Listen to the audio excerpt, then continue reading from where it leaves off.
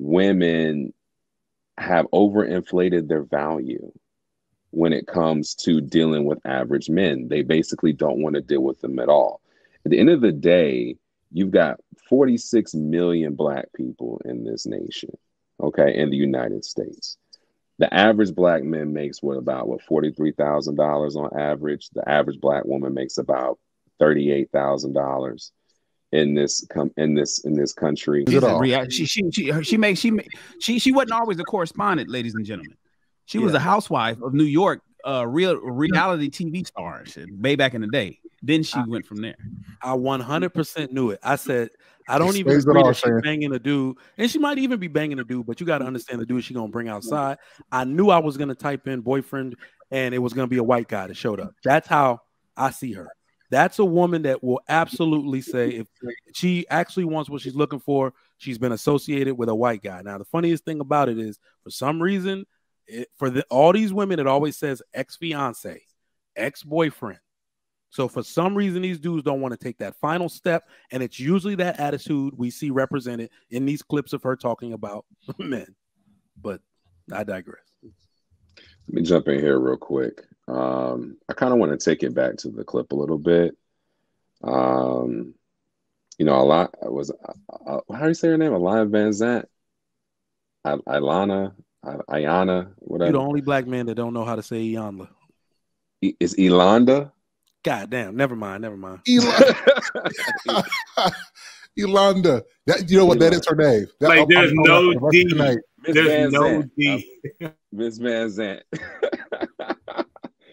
Basically, going back to the clip, the whole essence of this was, again, talking about average men and average women, and really getting to the point of saying that women have overinflated their value when it comes to dealing with average men. They basically don't want to deal with them at all.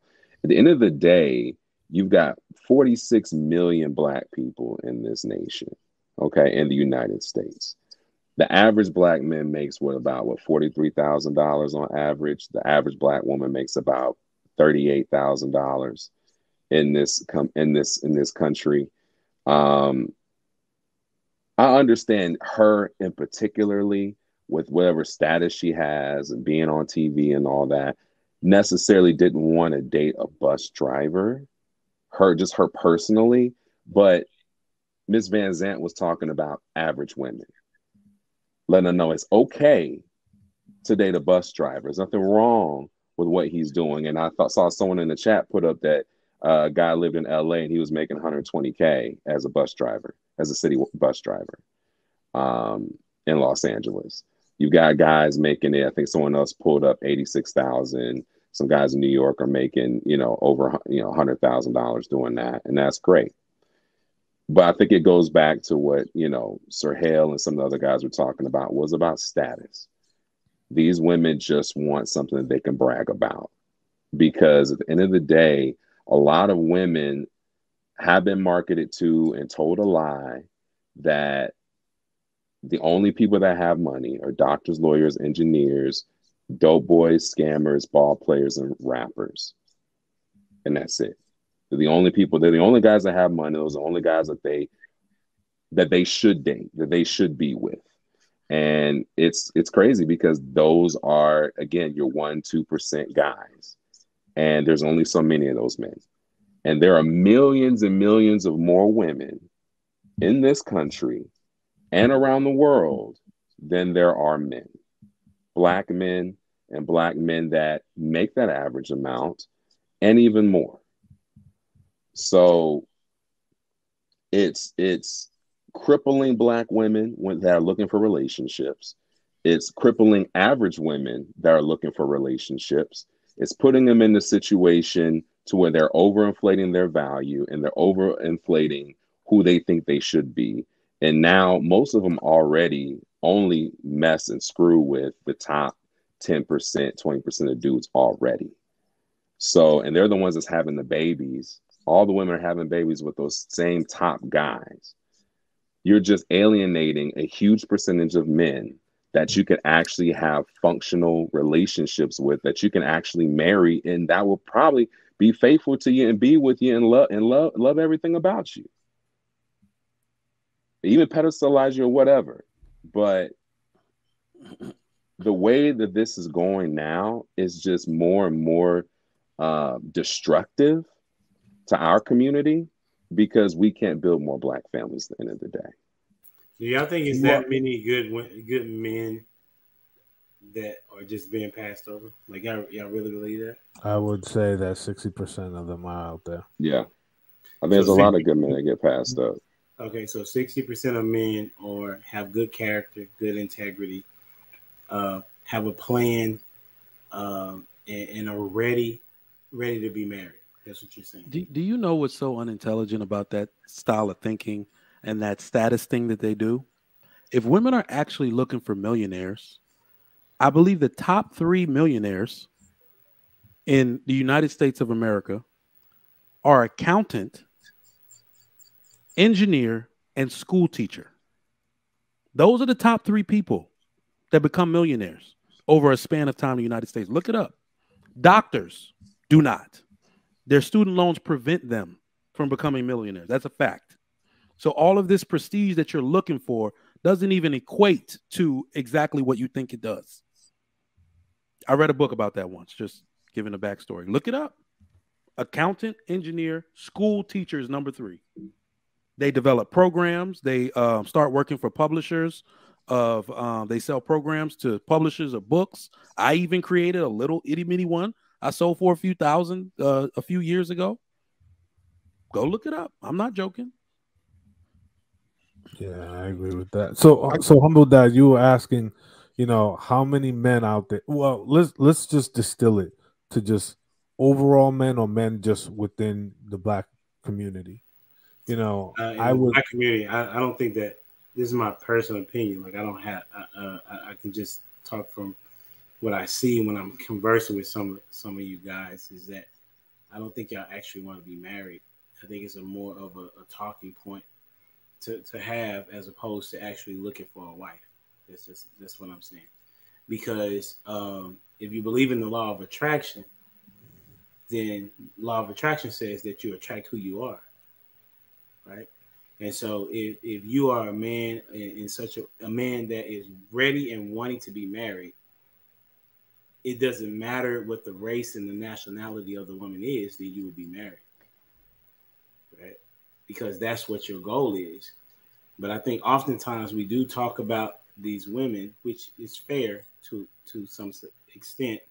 But I also believe that you, as a man, saying that it's the woman's fault why you're not married, when you hold the keys to relationships and to marriage, is like counterintuitive. Is what I'm saying. All right. Now I got to throw a little bit of responsibility on us brothers. So here's why. So you look at the music that we listened to growing up. When I grew up, it was Keith Sweat, it was R. Kelly, and it was Brian McKnight, it was all of that. Like, we catered to this delusion. I don't think we understood that the explosion of social media would just amplify all of this. And I think the issue here is that men are able to articulate the issue, but because we still have the desire to get that thing, we're still willing to tolerate some of this. And I think that what's going to help address this is men are going to have to pull back. Like, you can't be like, I'm going to complain about the issue that these women aren't what I want, but I do need to hit that though, because what I'm saying, I got to hit this. I think if we're going to set a standard, it has to be a true standard, and any woman who does not fall in line with that standard, right? I think that she's got to kind of be outside of the list, and we can't entertain her. So again, I think it's a real issue, but I think men have a lot of control over this. A lot of what women think is because men, I got money and I got women. Look at the top songs. It's about men achieving a level of status to give a woman a lifestyle that most of them didn't deserve. So we got to do a lot of that, undo a whole lot of that, and then set a standard that if you want a quality man, you're going to have to invest sweat equity. You do not get this for free, because I cannot trust you. Somebody said this earlier. I think it was you, Humble Dad, that if a woman builds with a man, then typically there's a level of trust established. And I thought about that. I know men who've divorced their first wife who built with them, right? And then he married somebody else newer and hotter. In critical life moments, his ex-wife is still his emergency contact because he still has a level of trust for her because she was on the ground level building with something. And I think that's a true testament to any man who's building something. We don't just want a woman to show up like a birthday cake. We need you in that kitchen cooking with us as we build something in life. And I think that's how we establish relationships. The last thing that I'll say is stop saying, I hope women stop assuming that a black man is what he does at the moment. Because that's what happens with so many women. You get stuck at where he is. The classic example, a man is in college, he's the nerd kind of guy. He don't have it all together. And then her vision of him gets locked into that moment of life. 10 years down the line, that nerd who studied his butt off, who learned, who invested and educated himself, is that dude now. Now, she didn't want him when he was working on it. She didn't want him when he was in progress, but now he's a finished product, and now she's at the finish line and wanting that kind of man. No, ma'am, you're going to sit your behind at the finish line and stay there, and you're going to watch another woman who built with him complete that finish line with him because you don't deserve a man that you didn't help him accomplish something in his life. I think men have to establish that hard boundary, and I think women will follow up. I don't think it's going to happen in 5 or 10 years. But I do think that over time, we have to reset how women perceive us by what we're willing to accept and then what we won't tolerate.